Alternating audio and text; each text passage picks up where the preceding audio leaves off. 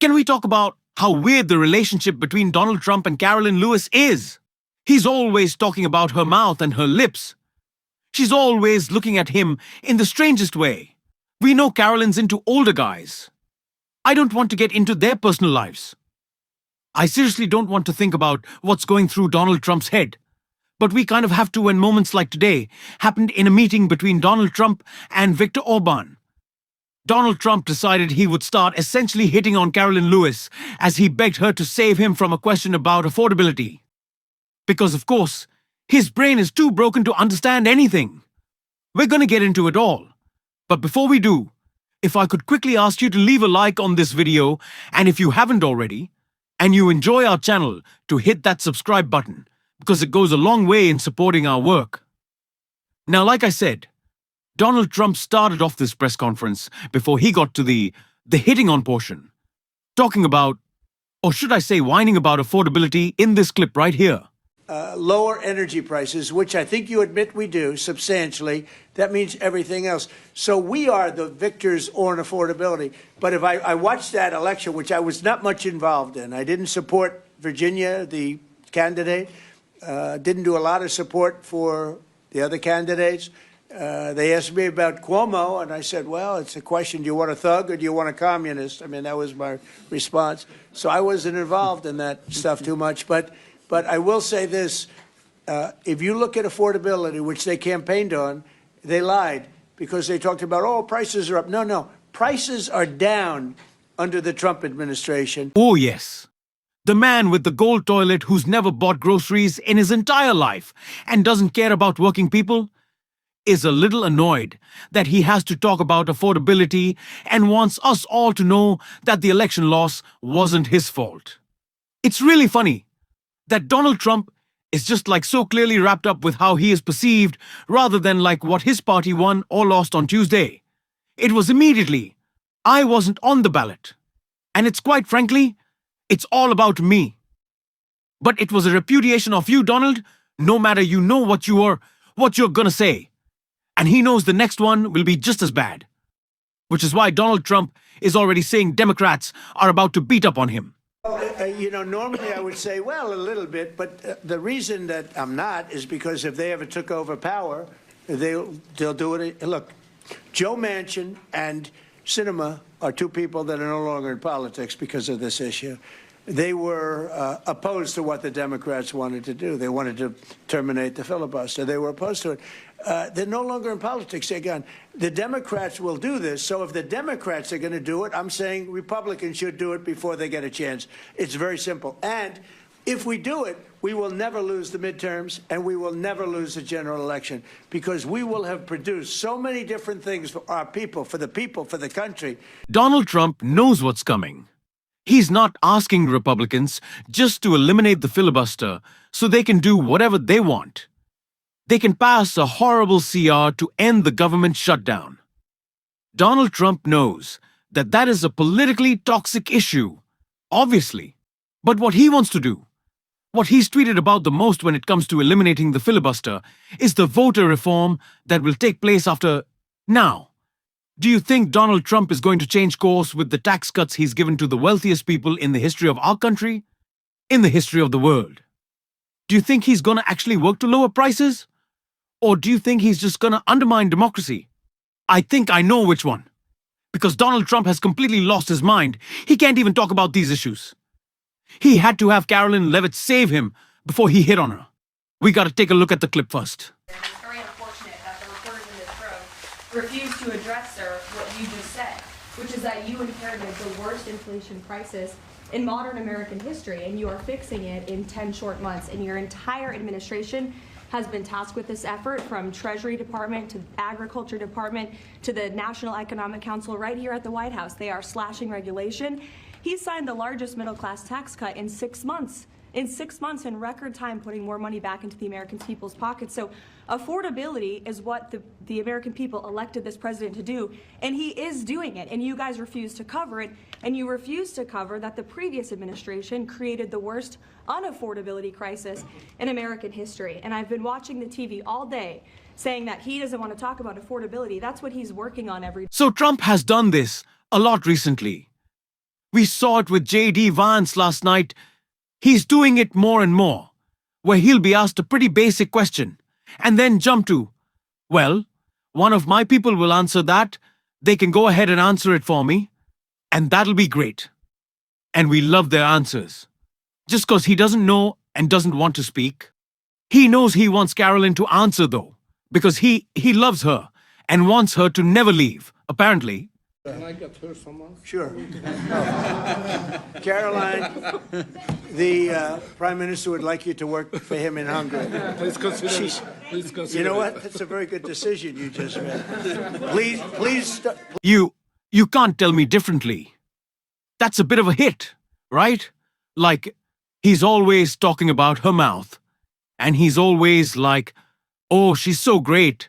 And once you stick with me, and I won't let you leave. And you could never be gone. And then he's like, don't take her away from me. She's mine. It's a little weird, am I? Like, it's a little weird, like Viktor Orban was just trying to like, oh, we'd love to have Carolyn Lewis. Which is funny that the autocrat is like, oh my God, I've never seen someone lie like this. Like, that is not an endorsement of your ability to communicate truth. When Viktor Orban is like, oh my God, I didn't even know you could lie that badly. Like, you can be that obvious and disseminating propaganda. Viktor Orban is like, wow, this Leavitt, she's laying it on a little thick. I don't even know if I'd go that far. And this man has had his oligarch buddies buy up the media to only push narratives that are positive about his regime. And even Viktor Orban is like, oh my God, Carolyn Leavitt, Jesus, that tells you everything you need to know, and maybe that's why she's so near and dear to Donald Trump's heart.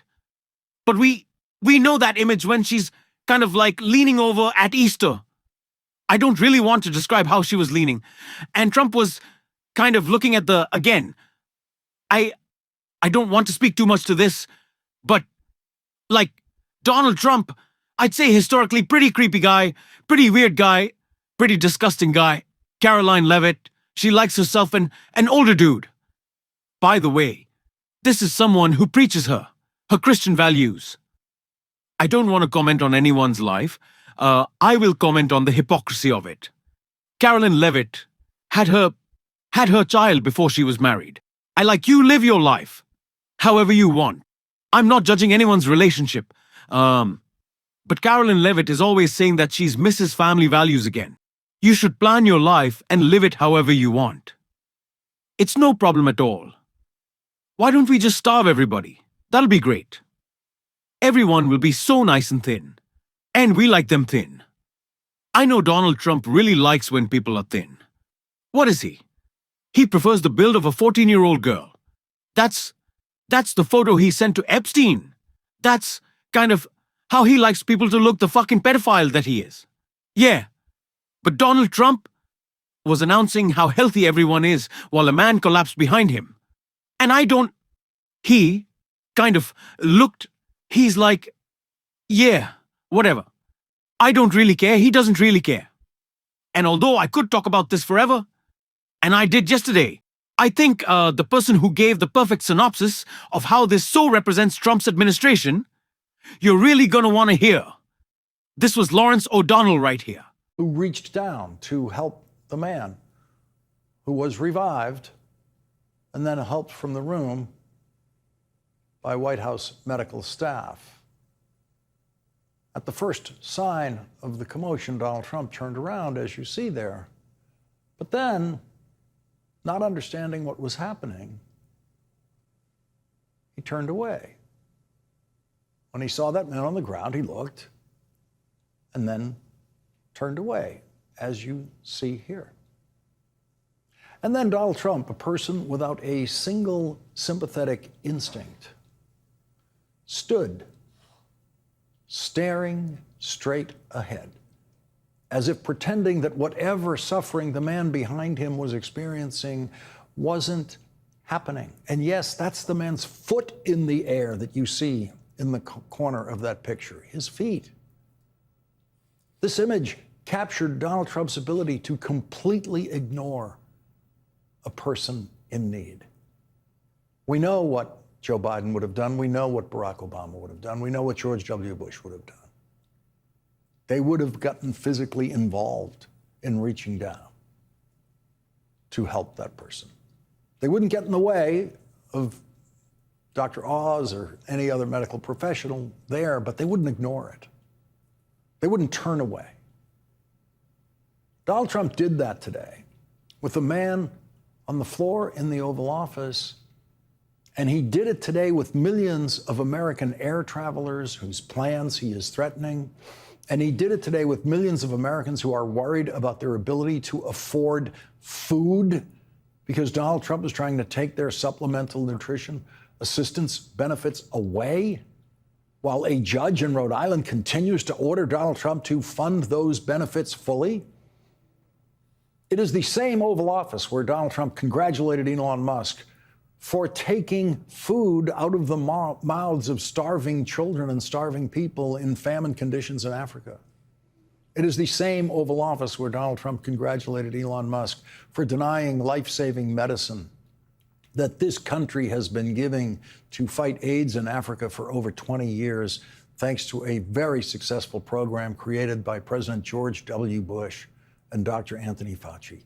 Elon Musk killed all of that with Donald Trump's hearty approval, which led Bill Gates to describe Elon Musk as the world's richest man, killing the world's poorest children. The New Yorker is reporting on a new analysis that shows that Donald Trump and Elon Musk's destruction of the United States Agency for International Development has already caused the deaths of 600,000 people, 2/3 of them children. He is a deeply evil person who cares not at all for you.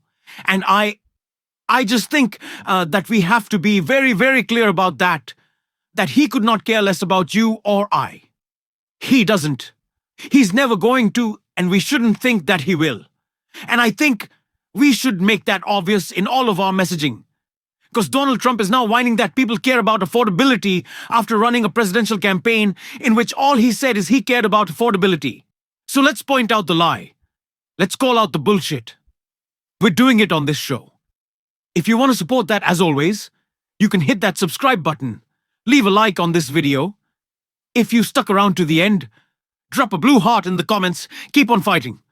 Don't let them silence you until next time. I'll see you soon.